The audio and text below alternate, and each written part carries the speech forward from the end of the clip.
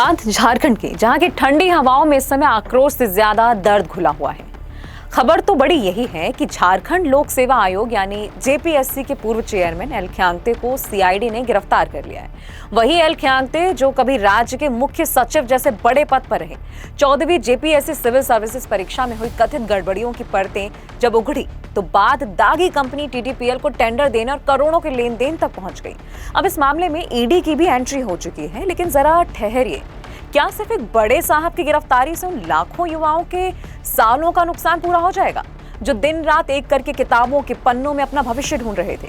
उनके हाथ में आज सिर्फ एक अनिश्चितता का अंधेरा है। मामला सिर्फ पेपर लीक होने का नहीं है, ये पूरी पीढ़ी के टूटते भरोसे की दास्तान है।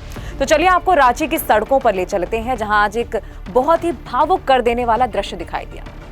विधानसभा घेराव के लिए जब राज्य भर से बच्चे एकत्रित हुए, कोई दूर दराज के गांवों से नंगे पैर आया था तो कोई राशन के पैसे बचाकर किराया भर कर यहाँ पहुंचा था। प्रशासन ने सुरक्षा के नाम पर 6 लेयर की मजबूत बैरिकेडिंग कर रखी थी, कटीले तार बिछा रखे थे और पानी की बौछारें तैयार थी। लेकिन जब पानी की ठंडी बौछारें उन थके हुए बच्चों के चेहरों पर पड़ी तो उन्होंने कोई पत्थर नहीं उठाया। वे बैरिकेडिंग पर चढ़कर नम आंखों से मुस्कुराते हुए नाचने लगे। वो नाच किसी खुशी का नहीं था, वो सत्ता के उस बंद दरवाजे के सामने अपनी बेबसी को छुपाने का एक मासूम सा तरीका था।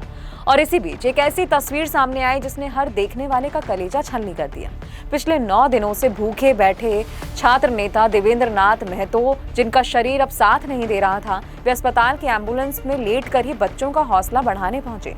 सरकार कह रही है कि हमने मंत्रियों की एक संवेदनशील कमेटी बना दी है, हम बातचीत कर रहे हैं, 98% मांगों पर रास्ता निकालने की कोशिश चल रही है, सीआईडी जांच कर रही है, गिरफ्तारियां भी हो रही हैं। लेकिन बच्चों का सवाल बहुत सीधा और दिल को छू लेने वाला है कि साहब, जब हम सालों साल एक एक कमरे में बंद होकर तैयारी करते हैं तब हमारी सुध लेने वाला कोई क्यों नहीं होता? प्रदर्शन कर रहे इन नौजवानों की मांगों में कोई अहंकार नहीं, सिर्फ अपना हक मांगने की एक तड़प है। उनकी सबसे पहली मांग है निष्पक्ष न्याय, जिसके तहत जेपीएससी और जेएसएससी सीजीएल की जिन भी परीक्षाओं पर धांधली का साया है, उन्हें रद्द कर बिल्कुल साफ सुथरे और पारदर्शी तरीके से दोबारा आयोजित कराया जाए। इसके साथ ही वे दागी एजेंसियों से पूरी तरह से मुक्ति चाहते हैं, ताकि टीडीपीएल जैसी विवादित निजी कंपनियों का पत्ता हमेशा के लिए साफ किया जा सके। इस पूरे प्रकरण में किसी लीपापोती के बजाय वे गहरी और निष्पक्ष जांच की मांग कर रहे हैं, जिसमें सीबीआई और ईडी जैसी केंद्रीय एजेंसियां इस पूरे नेक्सस की जड़ तक पहुंचे और असली गुनहगारों को सख्त सजा दिलाएं। अंत में उनकी सबसे बुनियादी मांग एक ऐसे सख्त कानून और पारदर्शी तंत्र के निर्माण की है जिससे भविष्य में कभी किसी भी गरीब के बच्चे के दिन रात की मेहनत पर डाका ना डाला जा सके। ये लड़ाई केवल जेएसएससी, सीजीएल या जेपीएससी के नतीजों की नहीं है, ये इस मुल्क के हर उस युवा की लड़ाई है जो अपनी जवानी के सबसे कीमती साल किराए के एक छोटे से कमरे में दाल चावल खाकर बिता देता है। जब तक कुर्सी पर बैठे लोग इन नौजवानों के पसीने की कीमत नहीं समझेंगे, तब तक ना तो गिरफ्तारियों से गुस्सा शांत होगा और ना ही वाटर कैनन की बौछारों से आग सुलझेगी।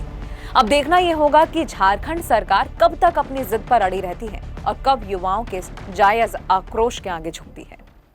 खबरों की स्वतंत्र आवाज सुनने और देखने के लिए सब्सक्राइब कीजिए TFM यानी द फ्रीलांस मीडिया।